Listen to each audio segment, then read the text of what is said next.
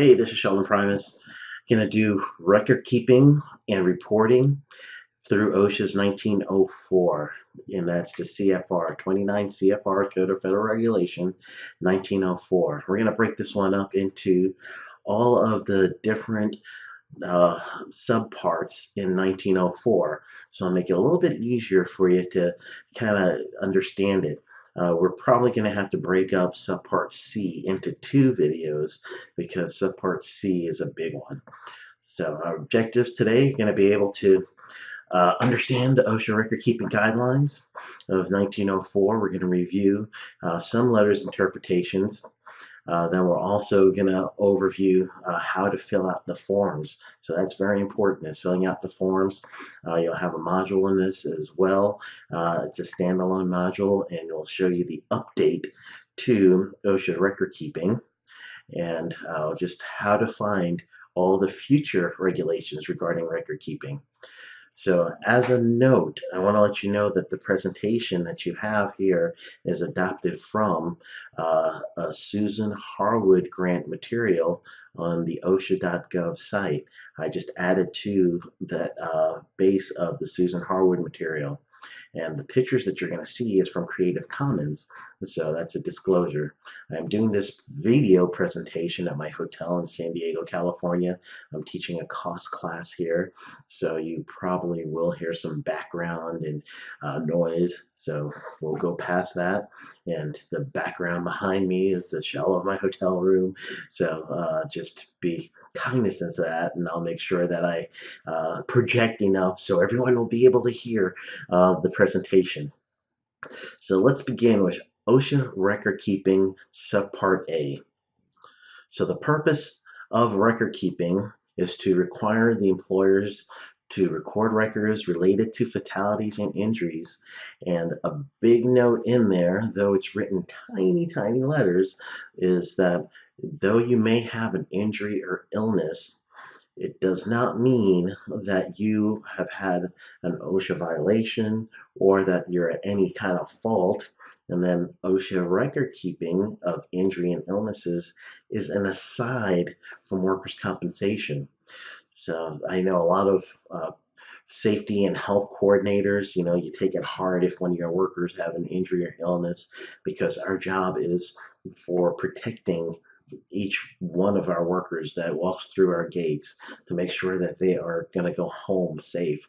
So yes, that is true. However, does not mean that there is an issue with your safety and health program necessarily, or that there was a violation. It was just that an incident created an injury or illness. I'm going to move right into Subpart B. We're going to do A and B together. So the scope of this one, and within the scope, they have some exemptions. There are size exemptions for companies that are smaller, and the smaller company, fewer than 10 within a calendar year. That means you do not have to keep records, but that calendar year count is based on your entire company. So I'll give you a definition now. Definitions are in the very last subpart. We're actually not going to do that Subpart G because we're going to incorporate the Subpart G information into the rest of the module, but that's the definition subpart. So the definition that you really need to understand is the establishment versus the firm. An establishment is your physical one-spot location, and it's possible to have two establishments in one roof, if you will. So it's by your activity, what you're doing.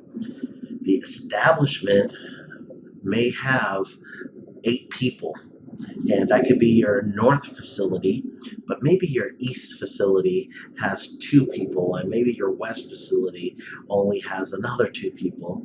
The east and west facility is below the size exemption. However, your firm, all collection of those 3 establishments, is over 10, so therefore you will have to keep records.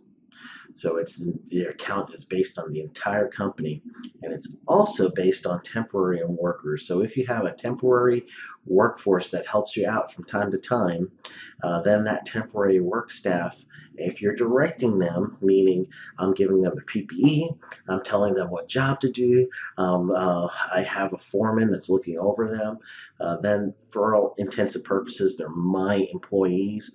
Therefore, they go against my number count. So if I have temporary workers as well, takes my count over the 10, then I do not qualify for the size exemption. But there may be some other exemptions you could qualify. So there's an Appendix A in Subpart D and Subpart B, and it lists industries that are by very small, or I should say less hazardous. So they're less hazardous in industries. Therefore, they do not have to keep records. So that's in Appendix A of Subpart B. If you have to keep records for another agency, such as California OSHA, okay, Cal OSHA is going to be the ones you're reporting your records to, as opposed to federal OSHA. So you're going to keep your records for basically the Cal OSHA. So OSHA, federal OSHA, is saying that your records now you're going to be for that one industry or one agency, so you don't have to keep a federal records and then a state records. So that's in that provision, 1904-3. I talked about Appendix A, so here are some of the listings of some of the lower hazardous jobs that are exempt, or industries that are exempt from OSHA record keeping.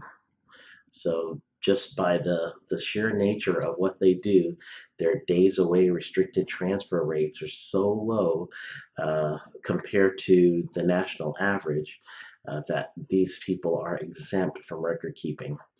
But they call them partially exempt. So the reason why they call it partially exempt is because uh, if there is injury that has to be reported to OSHA, meaning one hospitalization, an amputation, or a loss of eye, those are catastrophes, then OSHA must be notified within 24 hours. If it's a fatality, OSHA must be notified within 8 hours. So they're not exempt from that notification. If OSHA or the Bureau of Labor Statistics ask you for your records, then that is definitely one of the things that you have to provide. So therefore, that is a recordable thing, even though your company maybe have a size exemption or they are exempt because of their actual listing in the Appendix A of Subpart B. This presentation says that reporting multiple hospitalizations, it's actually one hospitalization is the new rule that's changed. So I just want to make sure I point that out to you.